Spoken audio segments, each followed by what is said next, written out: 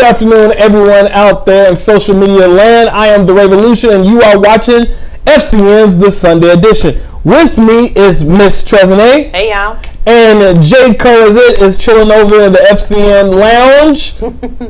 I like that. Chilling. You chilling? Chilling. Okay. Trying.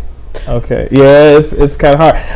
As we all know, today is game one of the Eastern Conference Finals. The Cavaliers are getting their asses handed to them by white supremacy, steadfast Boston Celtics. They honor all things non-white.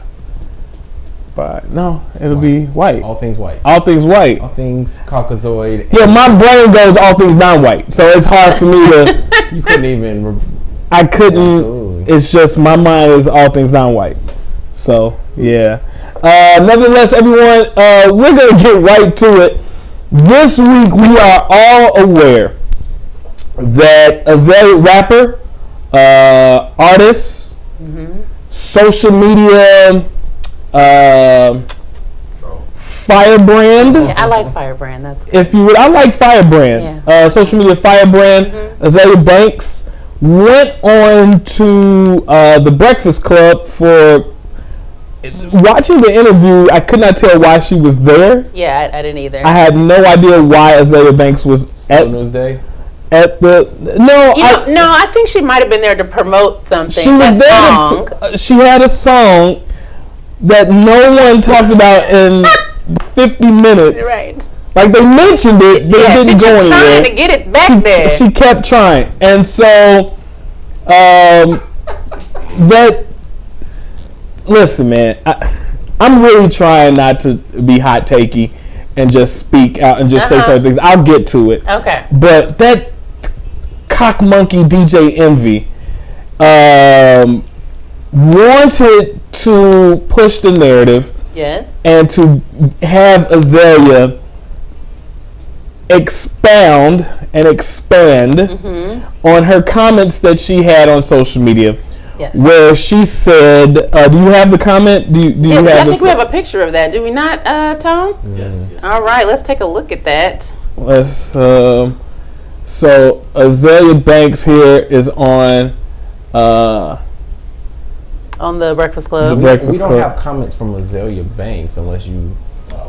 Oh, okay. So, I thought these were her initial comments. oh, these are Cardi B's response. So on Instagram, oh yeah, there we go. Yeah. On Instagram, Cardi B, she made these comments, and then Cardi B came back and gave. But what was the comments? What was the comments? About Azalea's first. The one she did on the Breakfast Club? Yeah. Let's run that clip. We do have a clip of what she said. I mean, whatever, you know. Well, did you call Cardi B illiterate, what was it, untalented rat? I did. Why? Now, was this out of nowhere? Did she start? Out of nowhere, my goodness. No, it's not out of nowhere. I think that. Oh, boy. You wanted this. No, I'm just. Don't say, oh, boy. I'm asking. I just think that, you know, and this is going to sound really deep. I think that, and this is going to sound like a lot of ideas all at once, right? A verbal stream of consciousness. We love it. This is a verbal stream of consciousness. Yes. So when I look at Black women's culture as like a whole thing, right? And then you think about the media and the power that the media has, like how the media had the power to get rid of me. The media has the power to make anyone like the forefront. You know, this is what we're trying to like grab Black women's consciousness with right now, you know? And I think that it's very concerning to me that this conversation surrounding Black women's culture like changes from, I don't know, because I feel like maybe 2 years ago, the conversation surrounding Black women's culture was really reaching an all-time high, and we were really like discussing, you know, our power amongst ourselves, and, you know, Beyonce came out with Lemonade, and like there was just this really, really, really intelligent conversation going on nationally, and then everything just kind of changed, and then it was like Cardi B, You know what I mean? You don't think it grew though? What do you mean grew? Like it grew. I think people took what Beyonce was doing and it grew like in all aspects. Because I mean, for every Cardi B, you got a SZA and you got a Issa Rae and you got a Ava DuVernay and you got Tiffany Haddish. And when you say Right, Cardi B, right, you talking about her music and what she raps about? Or No, you no, no, talking no, about no, her no, no. struggle of I'm what not, she did? No, not at all. Not at all. I'm just talking about like this caricature. You get what I mean? This caricature of a black woman. So she called her an unintelligent, illiterate Yes. rat. Illiterate rat. Yes. And so that really set social media ablaze. Envy, I do not, first and foremost, and let me start off saying this. I do not think that interview, the Breakfast Club interview, went well at all. It was a mess. Yes, it was horrible. There was no skill. No direction. There was no direction. There was no journalism whatsoever in that interview. It was a very bad interview. Yeah, it was almost like a conversation by ambush, I felt like. She would be talking about one thing, and then DJ Envy or Charlamagne would just come in, but, okay, did you say such and such and such? Like, we weren't even talking about that. It's almost like you're trying to spring on her. And if, at least from what I've got from this video, Azealia, she is not going to backpedal. So you don't have to come at her like that, like she's going to change what she said.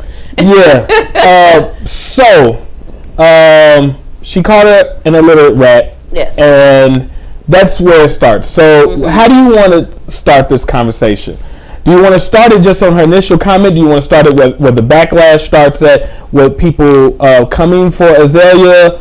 Or because this is multifaceted. It is. It is not two-dimensional at all. This is four-dimensional. This conversation is definitely four-dimensional. But let me say this. Okay. I would like to start where Azealia started at. Yes. She said a couple years ago, the conversation with black women was at an all-time high. Yes. Right? She said Beyonce released Lemonade, and it was an intelligent dialogue about black women and who they are, their representation, not just artistry, who black women are. Right. We are talking that we obviously know that black women in any group of people are not a monolith. Right. But for whatever reason, black women, for all intent and purposes, have to always let everyone know this at every turn, that we're not a monolith. And it's like, I don't know if people are making them that way, or do they feel that they're that way, or is it historical context that make you all be placed into a catch-all box of black womanhood? You know, to be honest, I don't know. I don't know where that comes from, that we're not all the same, because I think even historically, there's probably been maybe 3 or 4 stereotypes / caricatures we will fall in. And so even in the conversation of caricatures, there wasn't just one. So I don't know where the whole "we're not monolith" comes from. I can't tell you what that is. You know what I mean? Yes. So what ends up happening is, right there, I want to start there. She's absolutely right. Azealia. She's right. A couple years ago, for the last few years, and I want to say, and let me be very clear here. I want to say it started before then. Okay. I want to say that it started like the national attention and the public mainstream consciousness examining black womanhood and what it means to be a black woman really became a talking point with our former First Lady Michelle Obama. Ah, okay. All right. Okay. I can follow that. Okay. And how black women galvanized around this gorgeous, brown-skinned mother, educated, professional, like she was everything. When you look at what it means to have it all, Michelle Obama was it. Yeah, that's very true. That's very true. All right. Okay. All the way down to her features, to her athletic form, her, every single nuance and ounce of who and what she is. All the way to her authenticity. All the way from the south side of Chicago. Mild sauce. Okay? Everybody that's out there in the DMV, fuck your mambo sauce. Hey, Arsha. It's all about mild sauce. Okay? The sauce of all sauces. It goes mild sauce, spacebar, soy sauce. All right. So Michelle. Right. Okay. Then you have Shonda Rhimes. Yes. Then you would have Ava DuVernay. Yeah. Then you would have Beyonce Knowles, where we're having this conversation, and these women are ushering it in. Yes. About black womanhood. Okay. Right? All right. Now let me ask you this question now, before we continue. Okay. Are any of those women not been championed by the majority of black women? They have. Individually and as a collective? Individually and as a collective. Yes. Would you find those women that I've said to be some of a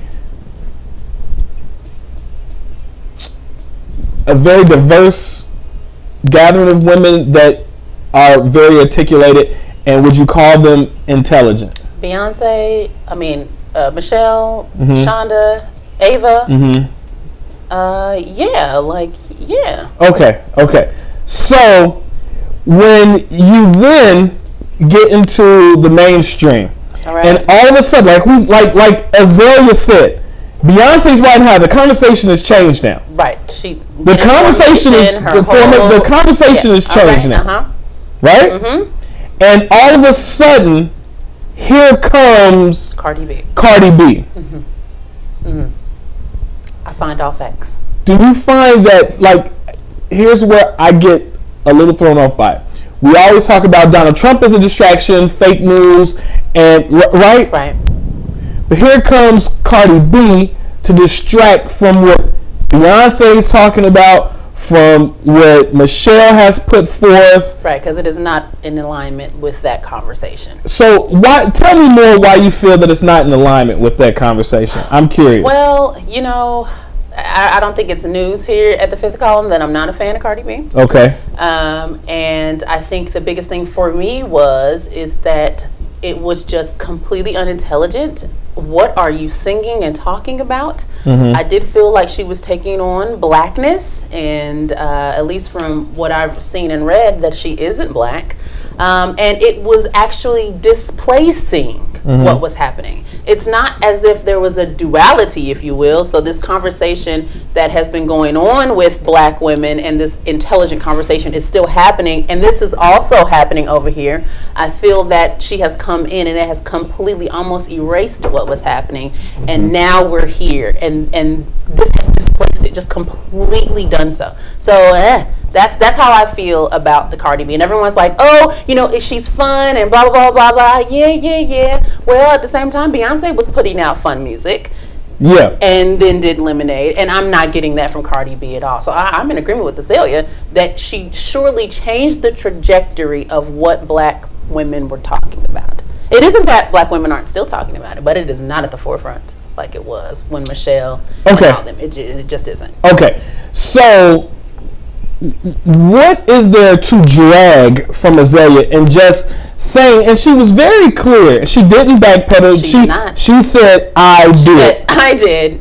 She said she did. And I could tell that even in the conversation, she was trying to measure what she was going to say, because she wasn't very thoughtful about the words that came out of her mouth. She wasn't trying to hot take this at all. No, she wasn't. Okay. Not at all. J-Co, you've been silent on this.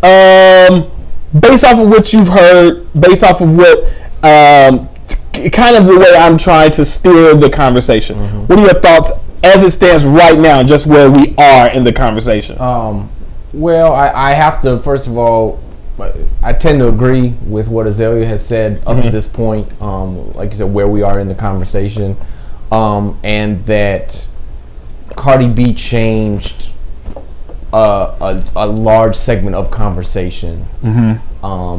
And the interesting thing is, though, why did the conversation change for black women when Cardi B is not a black woman? I mean, if that's what a lot of people are talking about, how did she change the conversation for black women? Okay. So now let's segue very quickly into that. There are a lot of people that stand for her acknowledging her blackness. There are many examples that they say that they claim that they're alleged that she has said that she's black. I have never heard it. I have never heard her identify as black. I haven't either. I've never heard her identify as black. What I have heard her identify as is a combination of the such of many other ethnicities. Right. And we all know, like, I've gotten into it with many people about what it means to be Latino and Hispanic. That is actually not an ethnicity whatsoever. Most people are saying, I'm Trini, I'm Dominican, I'm Puerto Rican. That is a nationality. If let's take Puerto Rico for example, you go to Puerto Rico, you will see that there are whites, that there are blacks, that there are natives, and that there are Asians on that island. You go to the Caribbean as a whole, all those people exist. You go to Jamaica, all those people exist. And it bothers me because people say, oh, I'm 100% this. Well, that's an island. Right. That is a nation. Like, that's just like that's me. What she claims. She claims the Caribbean and Dominican. She claims. Well, that's a very New York thing to do. That's a very to identify yourself, because that's New York. New York is very nationalistic when it comes to where you're from. The Irish, the German, the Italians. Everyone banded together with their not ethnicities but their national prides. So once you do that, now what are you? Okay, that's where you come from. Now what is you? What's your people is? People don't look black. And so she really wholly doesn't identify. Right. And there are a bunch of people who want to claim her. They want to bring her to the fold. Right. So moving on, where do we go from that part of the conversation? Here's where I am, and I am where in America, if you can find someone who is not black to do the black things you like, they get to be put on the pedestal. You get the gold star, you get the gold medal, and we are going to push you. Regardless of your real level of talent, and regardless of whether there's someone black out there whose talent supersedes or exceeds yours. And so I do feel that is what's happening with Cardi B. And I truly feel that is exactly where Azalea Banks is coming from. I don't really think she was coming from just her own personal experience as an artist and being compared versus Cardi. I think she was speaking for all of the women in black, dark-skinned women in hip-hop, and we're saying there are women out here spitting bars. There are women out there grinding, doing concerts, and yada yada yada. And here comes this chick out of nowhere to come and do what we're doing, and she's allowed to be this caricature of what people think black womanhood is. And she's like, I can't stand for that. And listen, I'm gonna be honest. I didn't know nothing about no Azalea Banks. I've never listened to a piece of music. Yeah, I've never listened to a song. I've never followed any of her other controversial statements. There's a lot of stuff that I mute on Twitter because y'all can have all that BS conversation to fill up your day. I got a plate full of y'all can deal with that. This was the first time I ever sat down to listen to her speak, and I'm sorry, y'all. I felt like she was spitting all facts. And to be quite honest, I am Team Azalea, because at the end of the day, she don't give a fudge about y'all's narratives on Twitter. She says what she believes, and not only does she say what she believes and not backpedal, she actually has supporting evidence and reasoning for why she believes what she believes. And if she believes that she is wrong after the fact, she said so. She even said that in the interview with regard to Trump. Like, I thought these things, Right, and it's very funny because how many people have pointed out that hip-hop has been very strong supporters of Trump prior to him becoming president of the United States of America, or even prior. I don't know when the paradigm shift happened once he announced his candidacy, where he said Latinos, Mexicans are rapists and murderers, and did everyone go, whoa? I'm not cool with that. Did we do it then, or did we do it when he continued? So I don't know that. Okay, so here's the thing, right? Everyone, there was a backlash on social media about what she said, and some people were against it, some people weren't.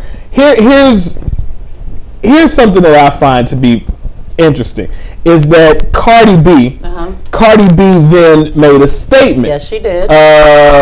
Do we have that for the screen? Yes. Okay, so it says, I reread this a couple of times for the Akilah and the Bees out there. So I didn't like that line. So yeah, so somebody tweeted, so she's got beef with Keke Palmer. A woman who consistently finds joy in belittling black women, Beyonce, Rihanna, Sky Jackson, Remy Ma, can't try and stand for them because it's convenient. The difference between me and you, I've never pretended to be or represented someone I am not. I've made it where I am for being myself and staying true to that. I'm not trying to represent nobody but myself. You busy trying to be a voice of reason and representative for women of color when you can't even reason with yourself. You can't understand where your insecurities come from and why you're not happy in your own skin. Okay, so she goes on. Do you want to speak on something that she says? If you don't know the meaning of illiterate means I know how to read and write. I can do both and speak 2 languages fluently. Just because I mix a few words up, forget to use commas or misspell a few words doesn't make me illiterate, doesn't make me stupid. And because I laugh a little louder or talk a little louder doesn't make me a caricature. You think you're advocating for women, blah, blah, blah, blah, blah. Okay, so I want to say this. She did not write that. Cardi B did not write that. The first thing I thought when I read that was that, she didn't write this. Cardi B did not write that. I know who wrote it. Who wrote it? Her publicist. Because her publicist made another statement later, and it had these same terrible typos in it, just as this does. Dear publicist, your has an apostrophe R-E, okay? She got so many misspelled. There's so much. It's the publicist, because the publicist actually, it was a more mean statement saying, y'all are some idiots, y'all black bitches. Like, the publicist was saying that. The publicist wrote this. Okay. Not Cardi. Here's what's funny to me. A daughter to a Hispanic father and a Caribbean mother. Mm-hmm. Again, these are areas that means nothing. If you are steadily pushing yourself away from blackness. Mm-hmm. Here's your moment to say, bitch, I'm black. And you could end it, but you're not. You're not. You're not. Okay, so here's the thing. This is something that I want to say about this, and I kind of think we should move on. Mm-hmm. Okay. Azalea said nobody else could get away with it. She said Nikki nor myself could get away with this. That's what she said. If we were to speak the way she does, we wouldn't get away with it. And I think what people are missing, the caricature comes in when you go on national television going, yes, that's right. That's a caricature. Yes, it is. Because it's like they're laughing at you, they're not laughing with you. They are not. Yes. Because you are a sideshow. And Nikki, when you are of a certain melanation, you cannot behave like that. And it's certain people are allowed to be authentic. So this is all code switch. Mm-hmm. Okay, let's be very clear here. Okay, mm-hmm. You and I both know because of the hue of our skin, we were told we have to work twice and 3 times as hard to just be on a level playing field. Just to be on a level playing field. So let me ask you this question. Yeah. Would you have become top at your class on any level if you were behaving as your authentic self? Absolutely not. Absolutely not. Do you have the benefit of doubt? Would you have received the benefit of doubt? No, I'm dead certain. Now, I can recall a moment in high school where a favorite teacher who was darker than me pulled me to the side and said, you don't get to do X, Y, and Z. It had to do with something that I had on. It was eccentric. I think I even tried to put a little nose ring right here. Mm-hmm. You know, just trying. You don't get to do that. Well, like, what? But my friend over here, but she, you don't. No, you don't. You don't get to. You just don't. You have to act a certain way. All respectability politics. Absolutely. Okay, and so when do we? You have something? I have something to add to that because what people forget, or when because they push someone like Cardi B because it's like, okay, this person is showing that you don't have to be this certain way.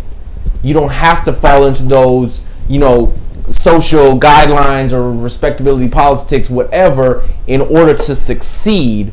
But what you're not realizing is there's a specific reason why Cardi B is succeeding with that, but you won't. And it's because of the darkness of your skin. And her straight hair. And all of those things. All the least black, if you will. So if you're telling me is that we would, what would we say if a person of a Nicki Minaj's shade was behaving the way Cardi B does? What one word do you think people would start to label her after a while? Anybody? Coon. You cooning. They would say it. You're cooning.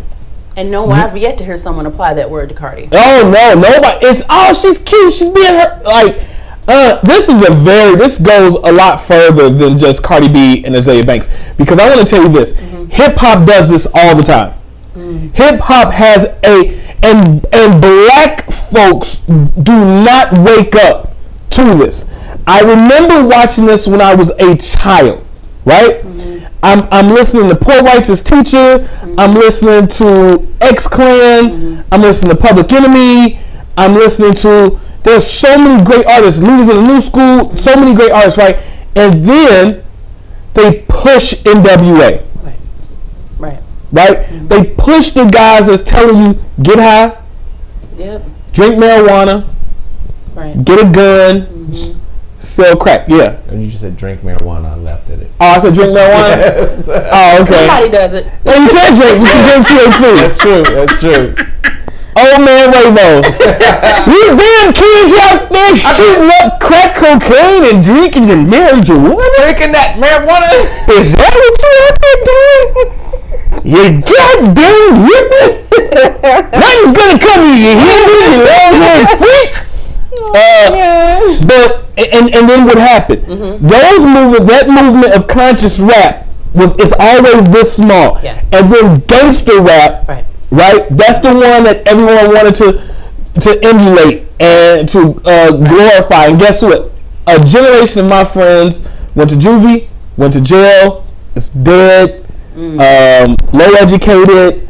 You know, regardless of what you say, like let's not play any games here.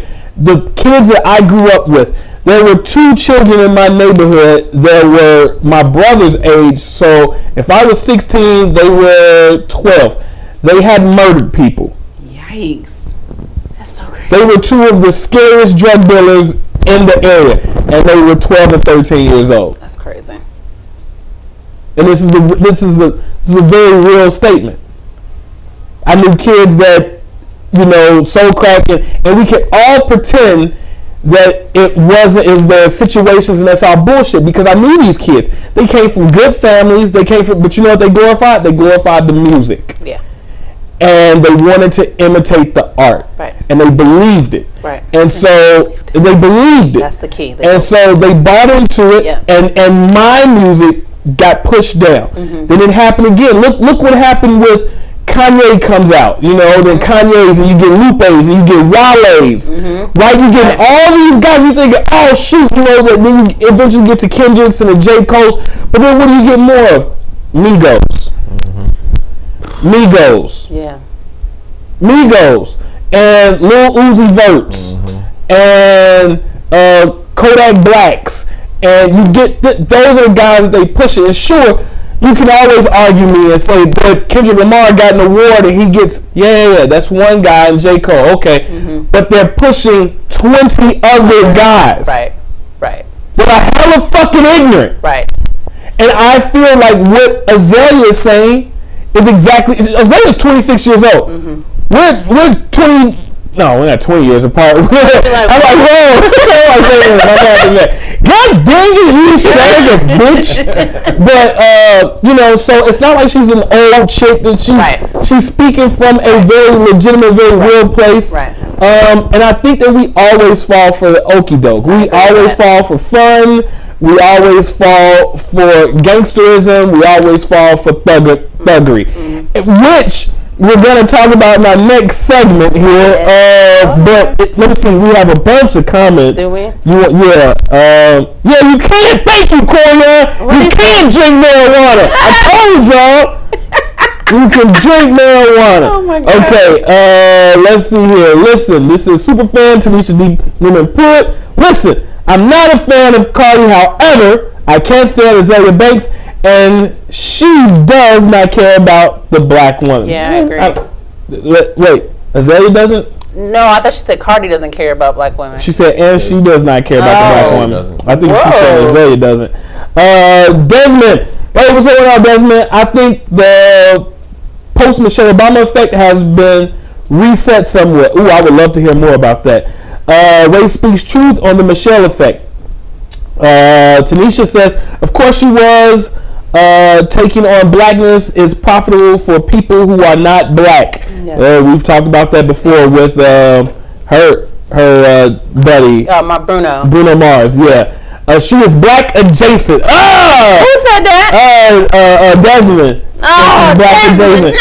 Any person with melanated skin is black. Yes, we know that, Corian. But however do you identify? Because there are people who just listen. Okay, if that's the case, Rachel Dolezal should be okay. Because we're talking about identification here. Because you can be whatever. Listen. Indians and Pakistanis are more melanated than everybody in this room. And they're like, I am not like... like, I am Asian, I am anything else but black. But black. I'm not identified. Okay. Selena White, super fan, says Azalea should refrain from throwing stones when her house is clearly made of glass. Azalea has popped off on several female artists, African Americans, speaking negatively in regards to their talent. All I have to say is Azalea who? Wow. Korean nationality is what they claim, but their ass is still black. Yes, sir. Absolutely. Tanisha, exactly. Selena White. She does not need to speak about being a character when she is one herself. I can understand where she's coming from with that. She has a lot of antics that goes on. I commend Cardi B to Selena for making it as far as she has with ghostwriters. Is she the brightest? No. However, I appreciate her realness and hope she continues to grow and get with the right leadership. She will not. She will remain there. She will remain there. She will not grow. She will be a flea in a glass jar. Yeah. She's gonna go as high as that glass jar. She doesn't have much more to offer us. Yeah. Any other comments and thoughts on this situation, J. Cole? No, actually, you guys have articulated anything that I wanted to say. I don't have any additional thoughts on this particular subject. No thoughts. Okay, Trey?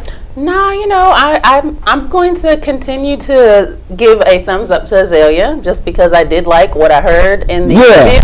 Yeah. I want people to understand that, you can still spit real facts, and just because someone may have pissed you off before doesn't mean they can't speak truth later. And I kind of get the sense that that's what's happened, is that you haven't liked something Azalea has said or done in the past, and so you're just disregarding everything that she's saying, and she may be coming from one of your faves. It doesn't make what she said not factual at all. And I just really hope people just look a little deeper to see what she's saying, and maybe you'll be more aware when people keep sticking distractions in front of you to get you off course. And as a black person in America right now, everybody should have eyes wide open looking for places where we are continuing to be trying to be erased from this country and from this planet. And I just see this as, if nothing else, just a sign of that happening. Okay, so let's move on. You want to intro the next topic here? Oh, yeah, sure. So, everybody, you've all heard of Donald Glover. He is the creator of the wonderful show Atlanta that just finished its second season, and he dropped This Is America, his new single, last week, if I'm not mistaken. Yeah. He did that on the evening or the morning when he hosted SNL. Yes. I don't know if you guys haven't seen that. It was hilarious. I have not laughed at an SNL episode like that. The Dave Chappelle one was funnier. You thought it was funnier? The Dave Chappelle I have to one. go back and watch it. And I think it could also be that I've never seen a host be in almost every single skit before either. But my SNL history watching is much limited in comparison to the two gentlemen who share the set with me today. So he did that, and then in his wokeness, in the This Is America video, when it had everybody talking and doing their think pieces about it, everyone was like, yeah, but did you know his girlfriend, significant other, isn't even black? Yeah. Y'all know what happens on Black Twitter when you find out that your fave in blackness doesn't have a black spouse, and the ish just exploded on Twitter. And so I can't remember if it was him was it him who came out and said, I was a nerd as a kid, and black women weren't really checking for me as a nerd and my weirdness. So I go where the love is being given to me, right? And again, Black Twitter exploded again. So either for his comments saying, I identify with your comments, Donald, I was weird, and I wanted this girl, she didn't like me, and she rejected me, so F black women. And then there were a lot of black nerds going, what? Like, I've been a nerd my whole life. I ain't never had no problems getting nobody. So, we are here to talk about nerd on nerd love here. Is it fact or fiction that you can't find love as a black nerd in the black community? Donald seems to think so, though. No, this is not about nerd on nerd love. This is not. This is anti-blackness. This is, it's like, it's, I don't even think it's anti-blackness. I want to start out with this, right? The black community, when you grow up in the inner city, when you go to a predominantly black school, when you live in a predominantly black neighborhood, black and Latino neighborhood, those fools can be real hard. Listen, they gonna come for everything about you. If you don't have the latest gear, you're getting clowned. And then you push a lot of people, and again, here go these guys, and this is why I said it comes back around it. You push those guys back, man, I need the gear, I need this, man, the only way I can get it, I gotta sell crack. You know what I mean? So I gotta sell drugs, because drugs is it. Everybody like drugs, and that's the fastest way for me to go from ashy to classy. No, I'm serious, man. That's some guys, and a lot of guys at my school went and got jobs. They was working at KFC. They was working at Payless, to get their gear up, because people believed if I have the clothes, if I have the materialism, then I can start moving in certain spaces, and certain people will see me like I'm an avatar, like I see you, and then that translates to I will date you, and it doesn't. Okay? Because the real problem here is that everyone ain't gonna like you. Right? That's for sure and certain. Everyone's not gonna like you. You know, I don't care how nice of a guy you are. I don't care what you have, what you don't. I knew guys that parents had money. It was a dude that was in my class. He was about 5'5", right? 5'5", 5'6". His daddy had money. He had a truck. He had all. He didn't get one chick. He wasn't pulling nothing. Am I making this up? Do you know what I'm talking about? I'm not placing. He was in our class, and he was a theater major. I'll just say that. And had a truck. Okay, I'll think about that. Man, you are so goofy. 5'5" though. I'm not 5'5", 5'6" back then.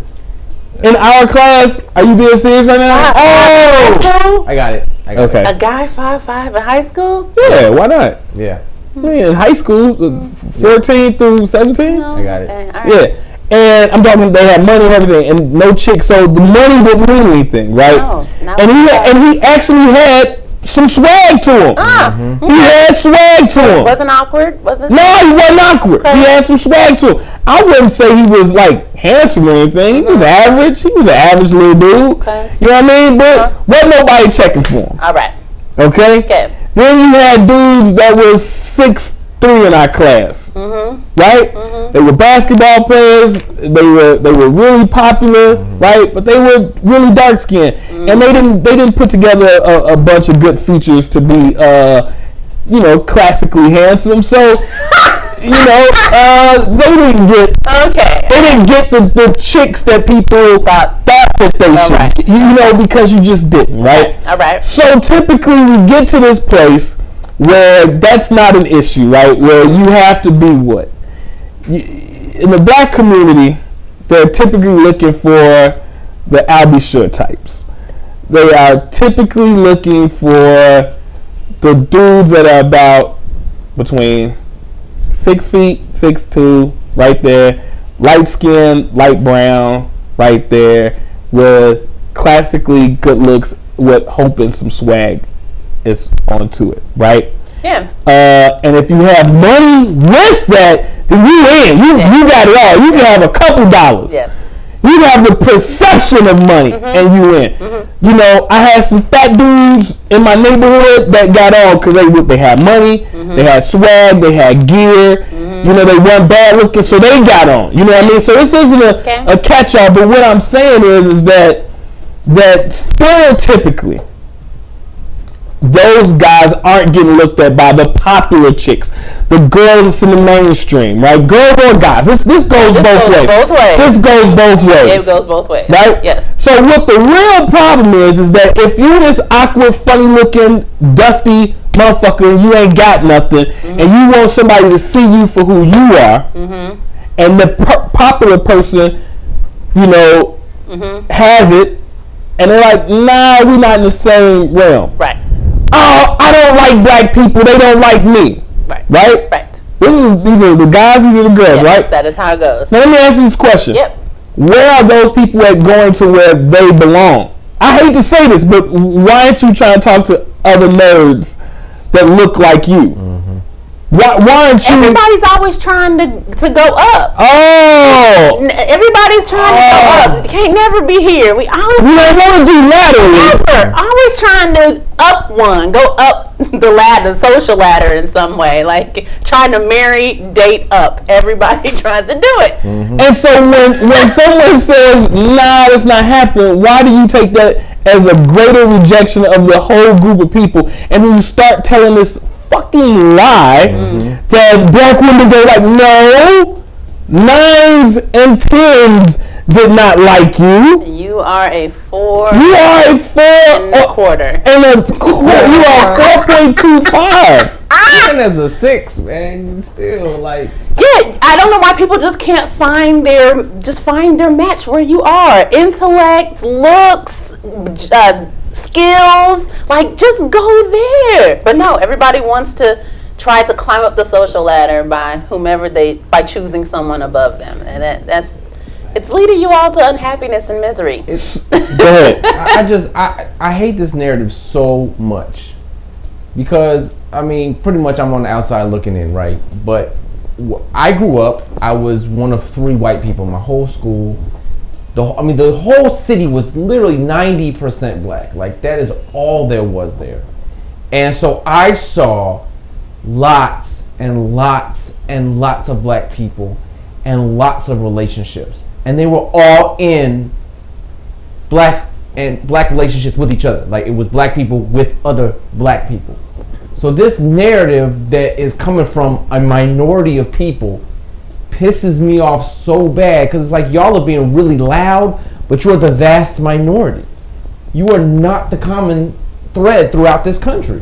I think we had a conversation maybe last week or so where we talked about the percentage of people who do date outside. And it is such a small percentage, you know, and a lot of people do meet, you know, their love of their life or their spouse at work. You know what I mean? So if you have a type of job that is kind of rare, so let's say you play ball or something, you know what I mean? You're going to have different circles just by the nature of circumstances. And I think it does increase the chances that you probably will pair with someone who is not black. You know, especially if you weren't with someone prior to. But, you know, everybody should just be here. But like I said, we're always trying to get somebody else. Always trying to get somebody else. So this led me to a blog by a gentleman, a very intelligent, very well written black man by the name of old_man_gray GRAY on Twitter.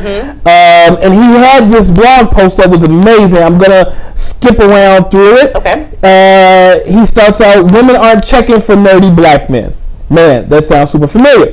It brought me back to another conversation again from a specific subset of black men saying that black women aren't interested in nice guys either. This narrative is interesting to say the least. One hand, you've got legitimate reasons to feel this way based on experience. Maybe your past notes in middle school didn't get passed back, or the popular girl in your English class rejected your prom proposal. Yes, being awkward or different isn't easy while growing up black, but there's an important lesson in rejection. This is where you find out that you are not entitled to anyone's time, even in heartbreak. It's important to remember that you are feeling, the way you're feeling after rejection is based on your own projections and narratives you put on that person. It absolutely sucks, but it's true. You can plan a pretty picnic, but you can't predict the weather. She didn't have to like you just because you were nice. She didn't have to like you because you were smart. She has to choose to like you. This all works vice versa too. You guys, I just put the blog post in the descriptions. You please go and read it because he nailed this. Yes, he did. He hit it out the park. And so the thing that bothers me is that nobody wants who wants you. Right. You know, I know black men that have said this and said, well, I'm going to go date this because you're let me excuse the language, but you are full of shit. You are full of shit. Okay. I typically have always said I was about a 6.5. I was always I'm about a 6.5. That's how I always felt about myself. I always felt that I was a 6.5. Other people are gonna say I'm much higher. There are gonna be people who say I'm much lower. Right. So based on that, I've had fine girls tell me I'm at 8.9, and I've had pugglies tell me I'm a 1.2. Yep.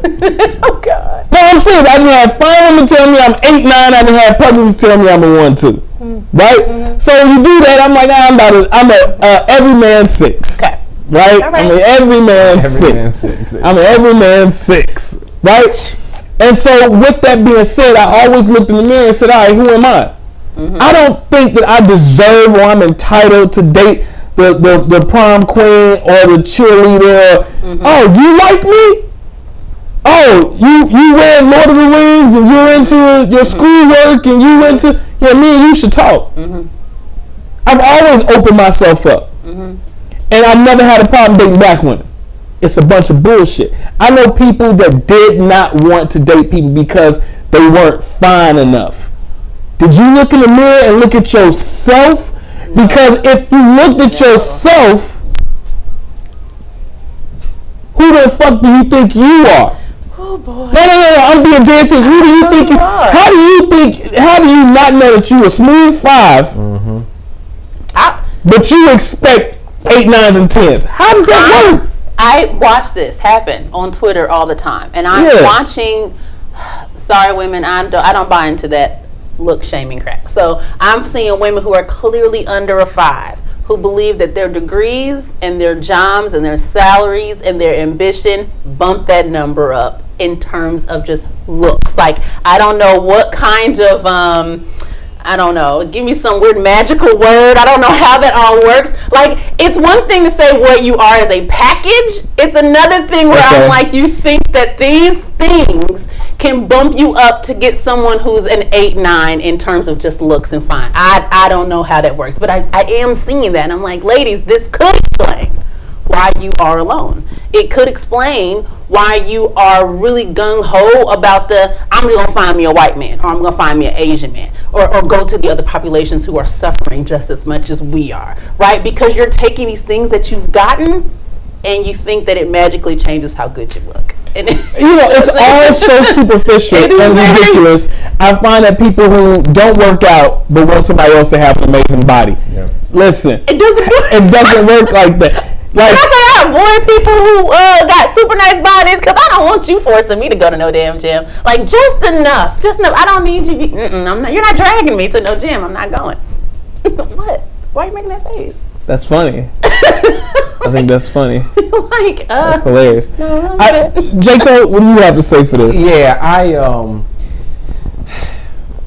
I feel like it's very funny that people have these.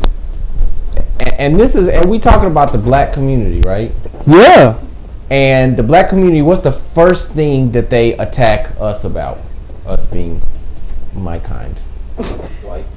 My kind? Yes, white people.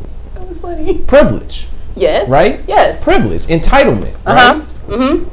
But you're coming from a very entitled space when you think you deserve a certain kind of person. Yeah. You don't deserve anyone. You deserve what you give out in the world, and you deserve to be treated like a human being. Absolutely. But you don't deserve a dime. Nobody does. Not even another dime. Wow. You don't deserve that. You deserve someone who treats you well, like a human being who's good to you. That's what we all deserve.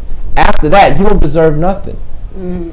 Get with, as Ray will say, get with the people who you share commonalities with, who you like, who you love. And I don't even have a problem. Listen, I do not have a problem with people saying black people should date other black people. I'm not going against that.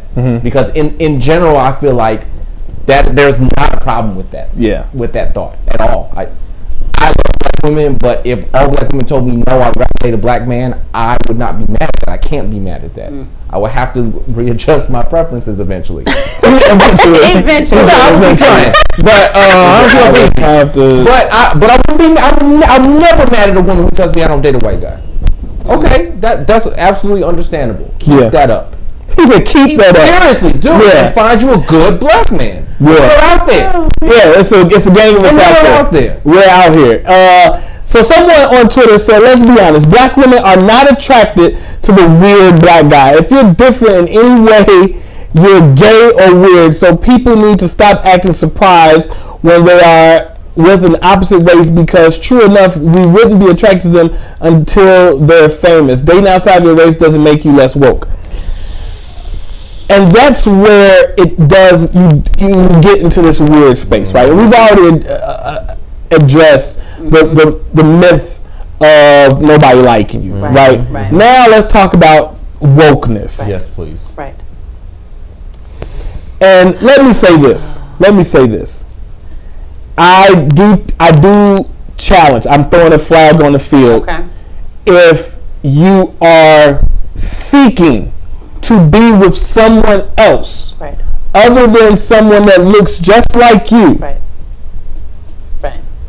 you have signed up for an entire different wave of thinking. So you're not going to tell me I'm super black.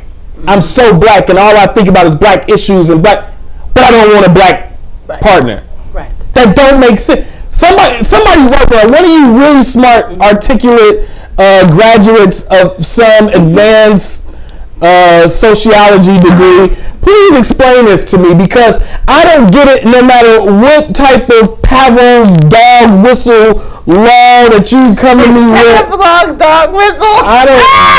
I don't care. My degree is in candle making, so it don't even matter to me. But I need to understand how you believe I'm hunting for white men, white women, anybody non-black, but I'm woke.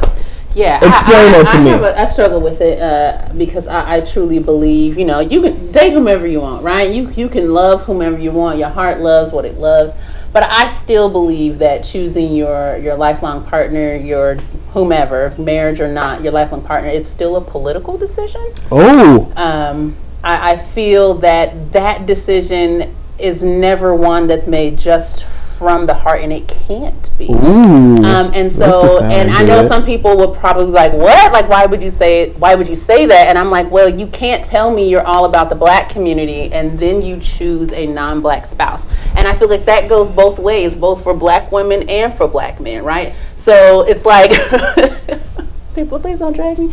But I see a lot of black women talk about, choosing, other. And sometimes I wonder if they're doing that because choosing a black man brings the oppressed black men issues into your home. And so you're choosing not to deal with those issues. And so either date a woman because, sorry ladies, but black women are able to get certain opportunities, particularly in the professional realm. Yeah. So you're going to get two incomes coming into your house where there won't be the wage gap between a black man and a black woman in your house, or go get a white spouse, because now you're bringing that privilege into your house from an economic position. You're bringing in, white people get all kinds of opportunities regardless of the actual degree of how great it is. You get to get all that privilege into your household. You know what I mean? And then for some people who want lighter skinned children with a different type of hair. Here we go. That into your home.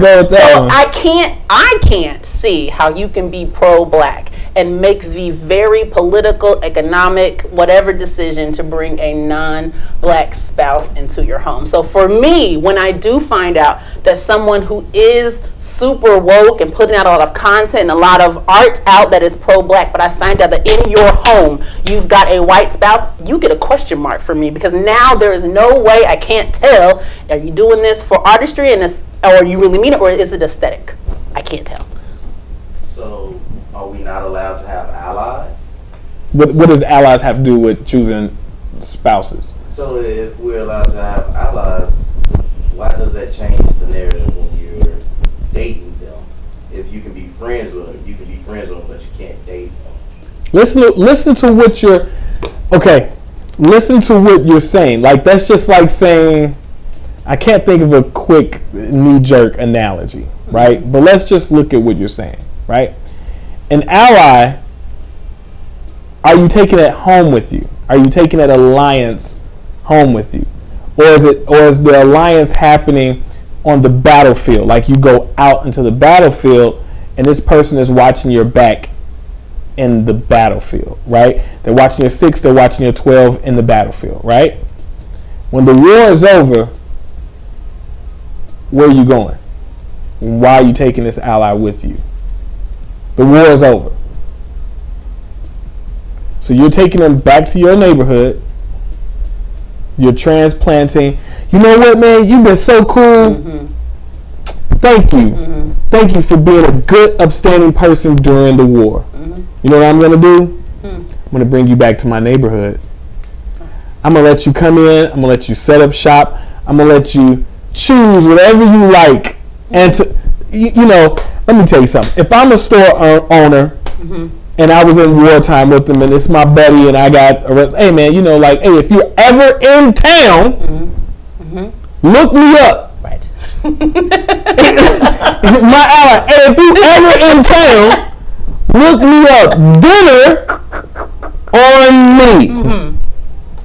But I think that, like, this is the same mentality that a lot of people have at work, where they think that they have to make friends with everybody at work. Right. And they have to go to each other's houses. They got to go to bars and get drunk. They got, and it's like, nah, my nigga, I work with you. Hey, I got enough friends on the outside. I don't need no new friends. I'm Drake out here. No new friends. No. Because it gets messy. Now what happens is it gets messy now. That's right. So what happens when something trumps that? And I want to say this about people who date and marry. So let me ask everybody this question, because I did one day on my Facebook and I thought it was all bullshit. I thought it was bullshit. Okay. And I said, so people that's married to non-white. So how do you do when something happens, like in the eye? What do you say? And people are like, I just say the truth. And I just they understand. I was like, shut the fuck up, you're a liar. Because let me tell you something. If I go home every day, I'm married to a white woman, and I go home every day, and I'm like, I'm saying hypothetically, they're like, I'm supposed to be like, what? You married to a white woman? This changes the whole story. This changes everything. Right? So you're married to a white man, you're married to a white woman, and you are angry and like, God damn it, those people, those like, how do you, like, you have to measure everything that you say, and if you aren't, you're an asshole. Yes. If you like, man, fuck that white motherfucker down there, you just going in on whiteness all the time, and your significant other is white, you're an asshole. If you're telling me you're just speaking your mind and keeping it real, you're an asshole. You're lying. You're lying. You're lying. You're lying. Because I guarantee you, if I marry a white woman, and she comes in like, you know, that black bitch can't, like, hey, hold up, sis. Ally, no. Baby mama, no. Wife, no. I'm gonna need you to change your narrative here. Like, that's hey. And I just don't like being put in those situations. Yeah. So it's like, it's a, you know, I don't like being put in those situations. Let me say this. Can you find love from somebody else? Absolutely. I think that's what people miss the boat. Yes. Genuine connection. Like, I met this. I went down to this thing and then we met and we just talked and yeah, we went together for a year. Everything was cool. We got married. But if you're that person that's like, man, I only date white girls, I only date Asians, like Donald Glover saying he only dates Cambodians or something, right. And you gotta look at that dude. You gotta look at a dude sideways. Look at him sideways. I think that's part of one of his stand-up bits when he was before super famous. You know, he had that whole bit, and I had to give him a question mark, like, oh man, you funny, but you know, it tells me a lot about you when you say those things and when you do those things. Like I said, it is all political. You don't think there's white men out there who want to marry a black woman, and many have been like, politically, I can't do that shit. I can't do it. Can't do it. For the survival of race, for the survival of privilege, for the survival of the institution of racism, they all choose for political reasons. And we keep doing the exact opposite and yet keep complaining on all of our woes and listen, I done. Yeah. Okay. So here's the one thing I do want to talk about. I find it to be like, if everyone is being very legitimate about it, I feel that there's a lot of objectification. I don't feel like, and I've said this. I've said this to you once, right? Because I've asked you, like, you've seen my habits, and I asked you, like, do you think that my love for black women is problematic? Like, what? Because go ahead. What did you? I don't remember my answer. I just remember, upon meeting you, that you were so vocal about black women in terms of their looks and how they made you feel, and the hue, just all of the features that make up a black. You were just so positively expressive about just how much you loved black women, and I had not experienced that before coming from a black man. So I ain't gonna lie, it threw me off. Like, what? Like, you're like, man, she's pretty, and I would be looking like, yeah, I think she's pretty, but I have not heard a black man be so vocal and use that word with women who aren't stereotypically or societally supposed to be pretty, right? Not light skin, not super long hair, not thin, small boobs. Like, it threw me all the way off. So when you asked that question, and I was like, I don't know, because I've never heard the opposite before. So I'm sitting here today, I don't think that you objectify black women. I think you see the full range of who black women are, and you appreciate the blackness and the black female, form, mind, thought, like all of it. Like, you do have a full appreciation for the whole package, not just the hue. No, the body type, like, not like that. So I dated some circles. I've dated some pairs. I've dated some sticks. I've dated it all. Yeah, you have. I've seen quite a few, but I was like, wow, you really? Yeah. You just really be looking like you got good conversation. You got good conversation. Hey, call y'all, let them know. Conversation rules the nation. Okay, so Jacob, let me ask you. Yes, please. Okay. Where does this go for you? Like, listening to the political choice, listening to that people, like, I don't feel that you lose anything. I don't feel that you lose by dating a black I don't feel that you. I don't either. I don't feel like I lose a single thing. And I actually want to pose that question to you guys. Is my love for black women problematic? I don't know. Like, I've never thought of that before. I would think that the only thing, just based off just the comments that I just made, is that the only thing you would always have to be on the lookout for is making sure it wasn't a black woman trying to come in to pull your white privilege in to make her life better. That would be it. Because, again, like, if there's women out here who are deliberately choosing not to be with black men so that you don't have black men issues coming in, particularly jobs and stuff, right? Yeah. Higher salaries, then you got to make sure that woman love you for you, and she ain't trying to do Janet Jackson or whomever. You sign your prenup, stay your 5 years, and then you out and you get your check. You get that check. I don't know that I've ever run into that from someone that I've dated extensively.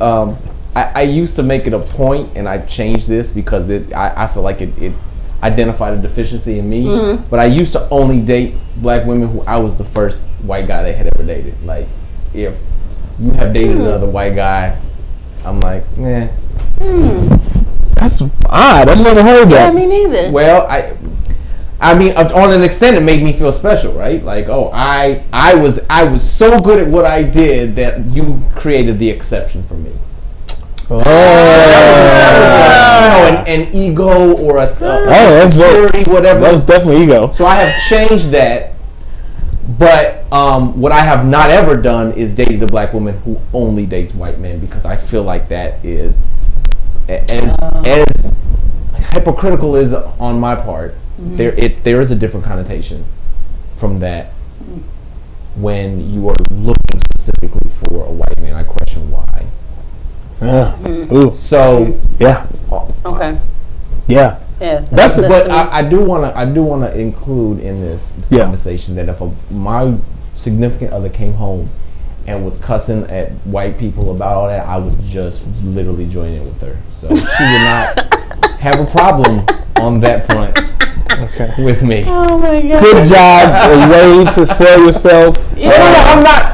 That's not a sell for me. That's not. What I'm saying is that's how I feel. Lower third with his phone number. No. I'm not advertising myself. That was my comment on what I feel about whiteness. You know what? Yeah. Problematic. So I think this is a conversation that never go away. I think it's here to stay. I think this is 4-5 dimensional. It goes into the inner eye, goes into spirit. Yeah. It definitely goes into that. But I always question anyone like about your wokeness, because if you're so woke and you believe in blackness, then why didn't you invest in blackness? I have lost friends over that question. I have lost friends over that question. When people are like, oh, I don't like black women, they full of drama, they this, that. I say, is your mama drama? Is your sister drama? Your grandma, your auntie? So you just then discarded whole group of people. Right. And it's very funny to me, because I always really do believe that, like, put your social currency where your mouth is. Right. You cannot tell me you are all for blackness and the black community and black people. What you're telling me is that you're truthfully only into it for yourself. You want these laws, and you want everything to change for you. Yes. You don't want to be harassed. You don't want to be killed by police. You want the best job. You want people to see the content of your heart and the character of your person. You don't care about nobody else. Yikes. And when you really look at that and think of that, you will find that to be very true. That people do not care about everybody else, because we wouldn't still have the crabs in the barrel mentality. We would not have it. The Jewish community, like, look at Twitter as a whole and the drag culture. Right? The drag and the cancel culture, right? The most people that are doing it, you don't see it in the Asian community, you don't see it from the Mexicans, you don't see it from the various other Latino denominations, right? You don't see it from, I said, the Jews, you don't see it from anybody else but blacks. Blacks are so quick to drag and cancel one another, but scream Black Lives Matter. Well, how come, my social life doesn't matter? How come my black opinion doesn't matter? How come my black thinking doesn't matter? How could, when are we going to get to a place where black people love the entirety of black? Oh my God. Love the entirety of black. Right. Whether it's gay, whether it's straight, whether it's trans, whether it's Republican. Right. Whether it's like black. Like, he's black, he subscribes black, that's all that he is. And let me respect him just on that. Because I have to build with this person. Right. I got to build with this guy. You don't know it, but one day you're going to have to build with him. So do not come to me. I'm sorry, but I don't discard you, but I do question who you are in my community. That's right. If you will even invest in me, because you went home and you invested in somebody else. That's right. You didn't invest in me. You won't invest in me. Because you don't want someone whose skin looks like mine. You want to create something better that you think is better. So, if we're gonna have this dialogue about dating, let's have the entirety of dialogue about conversation. Yeah. Why can't we have black conversation without, oh, he this, she that. Right. That, Drag and cancel. Right. Like, because that's not invested in blackness at all. And just we throw each other away at rates, and then you wonder why abortion is the way it is in the black community, because we will throw away blackness. And then, you know what, drag me if you want to. Oh, that analogy, you know, hey, or you could think about what I'm saying and go, why would he use that analogy? Right. The value of life, and we're choosing this, and okay. And I would just so quick to discard. That applies even to the Azalea conversation. Y'all Absolutely. just quick to be like, F you, Azalea, you out of here. You out of here. But, no, Donald gets to stay. We like what he gives us. Mm-hmm. We love Redbone. And Cardi too. Well, she ain't black. She doesn't identify, so I don't care for her. Right. You know, we love Redbone. Oh, we love Atlanta. Hey, he's playing Orlando. We gotta love us some Donald G. You know, so, you know, talk to me about the entirety of blackness. Not just hip hop culture, not just Christian church folk dogma, not just coins. Let's talk about just regular blackness. Mm-hmm. Do you see her? Do you see me? Do you see Tone? Do you see, without giving you anything, without performing for you, without dunking a basketball, do you see me? Mm-hmm. Man. Do you see me? Because if you see me, I don't need you to agree with me. That's right. But understand me, because if you see me, you'll understand why I said what I said. Yep. You'll go, no, I know Ray. Right. I understand why he said that. I understand, you know, and now his kids, you know, my daughter is in the office right now. My 13-year-old is in the office right now, and she's a crisp golden brown. She's like a perfect piece of chicken. Simone is like the perfect piece of chicken. Fried. Okay. Perfectly. Okay. Anything else? No. I would like some fried chicken now. Okay, J-Co? I would like to just sort of emphasize that point that you just made about the entirety of blackness should be a concentration in the community versus trying to attack every little thing that you don't like about one person or the other. Yeah. And it would be able to manifest itself better if, like, we discuss more that as the black community, you guys would divest from whiteness and invest more into blackness. Yeah. Oof. Well, I'm gonna tell you. Let me be very clear in saying this. Let me be very clear. I'm not coming home to no white man. Okay, I get with a white woman, and I create a son. And due to the way my DNA is set up, let's be very real. The way my DNA is set up, okay, he's gonna be white. What? Yep. Okay. Yeah. His phenotype. Yeah. I'm not coming home to know. Imagine me. 12, 13, 14, 15. Oh no. Some white man in my house disrespecting me, talking reckless to me, and I gotta deal with this in the outside world and come home and have some goddamn honky ass cracker talking crazy to me in my own house. Listen, can I be honest? It's a huge no for me with choosing somebody to have kids with. I will not go home to some white woman as one of my kids. You? I'm not doing it. White you? Here it is. Yeah, she's too happy today. She's napping too. Yeah, come get her black ass and leave me and my father. Yeah, we're ready. It's time. It's time for her to get her black ass out. Thank you. Oh my God. Can you stay off the grass? So, yeah. We would never let you date a white man. Ever. A white me? That is so funny. No. I gotta write that down. That's happening. All right. Well, that has been the Fifth College Network Sunday edition, ladies and gentlemen. I am the Revolution. This is Trust Nader. This is J-Co. Please make sure that you share this you like it, you subscribe to our Facebook. Go if you're not even on Facebook right now and you're on YouTube, make sure that you subscribe to our YouTube channel. Make sure you give us a thumbs up. Make sure that you share that link if you found this to be entertaining or you hated it. Leave a comment. Thank you all. There's other comments in here. Obviously, we've been conditioned for self-hate for way too long. Absolutely, sir.